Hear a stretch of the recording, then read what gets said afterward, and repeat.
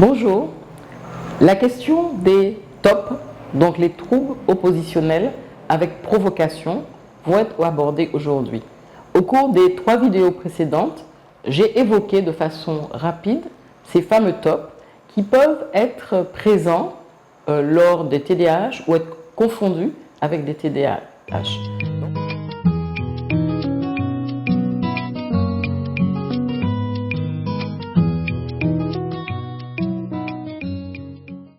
Aujourd'hui, je vais apporter quelques précisions concernant ces troubles qui sont des troubles qui peuvent se manifester comme certains troubles de l'hyperactivité et de l'impulsivité.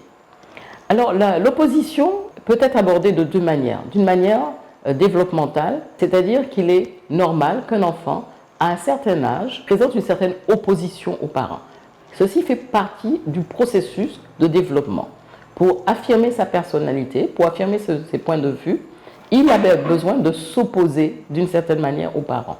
Mais ce dont il est question ici, donc la deuxième manière de considérer les troubles oppositionnels, c'est quand ils sont, disons, pathologiques. Quand les troubles oppositionnels demeurent au-delà de 6 mois, après, disons, la phase normale d'opposition, et qu'elle persiste pendant plus de 10 mois, alors on peut parler de TOP, donc de troubles oppositionnels avec provocation.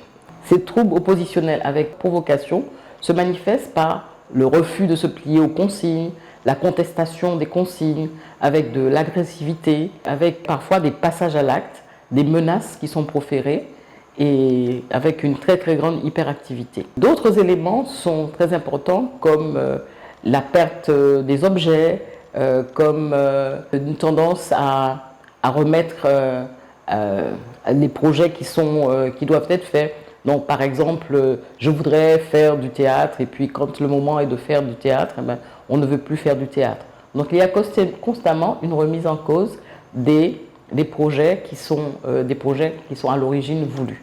Donc, voilà les signes les plus présents quand on est face à un TOP. Donc, je résume en disant qu'il y a une provocation qui est constante. Il y a une difficulté à accepter les consignes, à suivre les consignes. On constate aussi beaucoup de pertes d'objets personnels.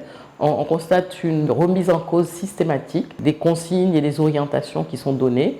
Et on constate aussi de l'hyperactivité avec des passages à l'acte et de l'agressivité qui peut aussi se manifester aussi bien vis-à-vis des autres personnes de la fratrie que vis-à-vis des parents. Alors ces différents troubles que nous venons de décrire concernant les TOP peuvent être aussi présents avec des TDAH et présents avec d'autres troubles. Ce qui est important de savoir que les TDAH ou les TOP, les moyens qu'on peut mettre en place sont les mêmes, c'est-à-dire les thérapies cognitivo-comportementales sont tout à fait efficaces aussi bien en ce qui concerne les TDAH que les TOP. Un certain nombre de difficultés au niveau de la cellule familiale peuvent expliquer la présence de TOP, qui peuvent être des difficultés où l'enfant a du mal à trouver sa place dans la famille, peut être une des explications des TOP. Quelques conseils qui pourraient être donnés aux parents parce que c'est extrêmement pénible d'avoir en face de soi un enfant qui présente ces TOP, c'est de savoir que quand on argumente, plus la personne en face va être provocatrice et va encore surargumenter.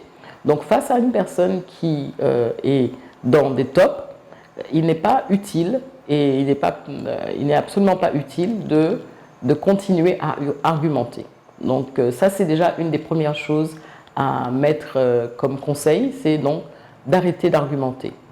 Il est plus important, si l'on veut obtenir des résultats, d'attendre que l'enfant, que la personne soit dans une situation plus calme et plus réceptive pour pouvoir se mettre d'accord sur un certain nombre de principes.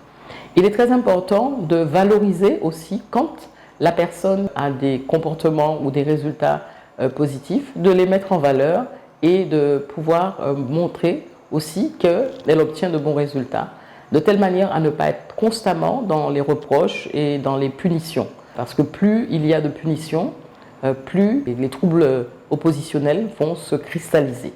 Donc mettre aussi en valeur les résultats et les bons résultats.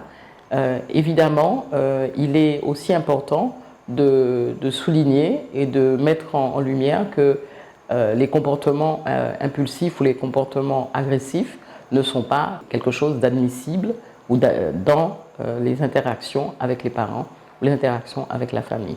Et il est évident que ces conseils ne peuvent que permettre de surmonter les crises et qu'il est important et qu'il est impératif de voir un professionnel de la santé mentale de telle manière à accompagner l'enfant, l'adolescent pour une prise en charge qui soit adaptée à son problème et donc une prise en charge de préférence cognitivo-comportementale.